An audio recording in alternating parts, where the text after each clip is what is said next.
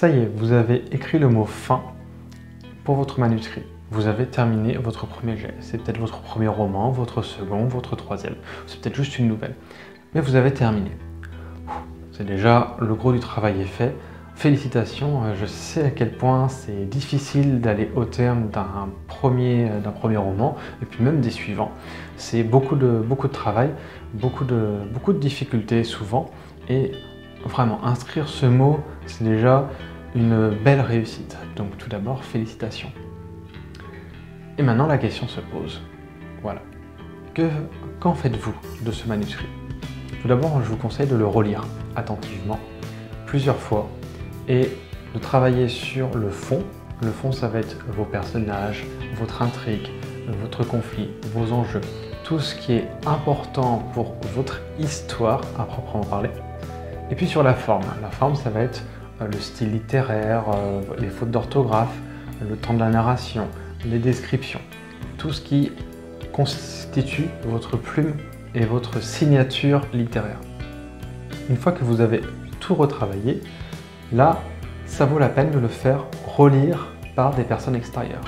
Alors souvent le premier réflexe, et c'est un très bon réflexe, c'est de demander à des proches.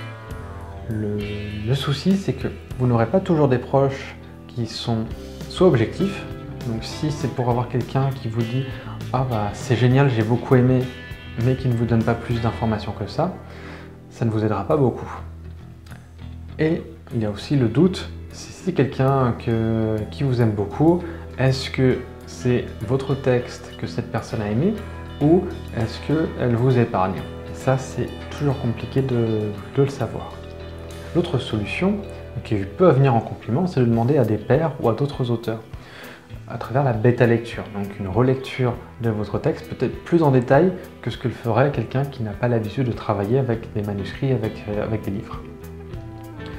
L'inconvénient majeur de cette façon de faire, c'est que ça vous demande souvent de vous investir en temps, parce que pour avoir des bêta-lectures, pour avoir des retours, ça veut dire que déjà il faut connaître d'autres auteurs, et puis souvent il faut donner de votre temps pour lire et bêta-lire leur propre roman ou le roman d'autres personnes quand c'est une histoire de communauté, avant qu'on lise le vôtre.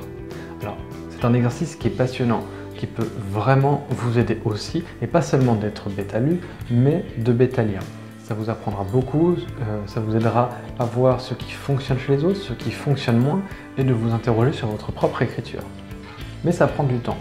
Et peut-être que vous n'avez pas le temps, peut-être que vous avez envie d'un avis plus rapidement, peut-être que vous avez déjà utilisé la bêta-lecture et vous avez envie d'aller plus loin, d'avoir des avis différents encore. Et c'est dans ce cadre que nous vous proposons à présent une offre d'analyse de manuscrits, donc avec Plan d'Absinthe. Le principe, c'est que vous nous envoyez votre manuscrit, donc le plus propre et le plus corrigé possible, et je vais le relire attentivement et vous faire des commentaires sur le texte. Donc vous proposez une fiche de lecture détaillée avec une analyse sur le fond et sur la forme.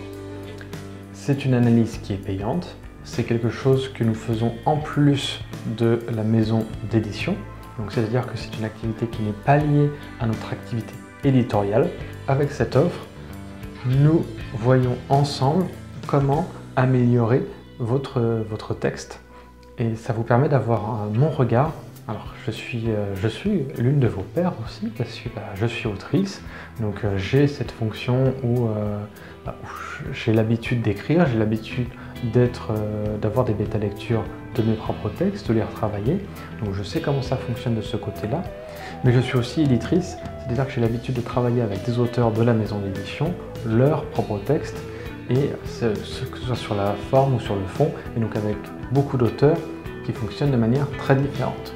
Et donc on vous propose aussi une offre découverte qui vous permet de nous faire lire seulement les 2 premiers chapitres de votre manuscrit. Alors pourquoi les 2 premiers chapitres? Parce que souvent on distingue dès le début les grosses failles ou les points forts également d'un texte. On sait très rapidement ce qu'il va falloir retravailler et souvent la lecture confirme ce qu'on a ressenti dès les premières pages.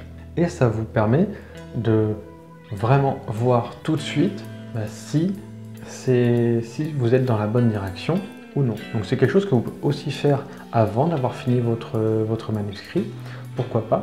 Ça peut valoir la peine pour corriger seulement le début si vous voulez vraiment être sûr que le début de votre texte fonctionne le mieux possible. Et c'est en effet ce que regardent en général les éditeurs ou les lecteurs en premier lieu. Et ça vous permet aussi de voir si vous aimeriez travailler avec nous sur le texte complet avec ce début d'analyse et de voir si vous êtes sur la même longueur d'onde que nous et si nos remarques vous semblent pertinentes. Dans tous les cas, n'hésitez surtout pas si vous avez la moindre question. Vous pouvez nous contacter par email, par Facebook ou directement sur le site de l'accompagnement littéraire et nous espérons avoir très vite de vos nouvelles.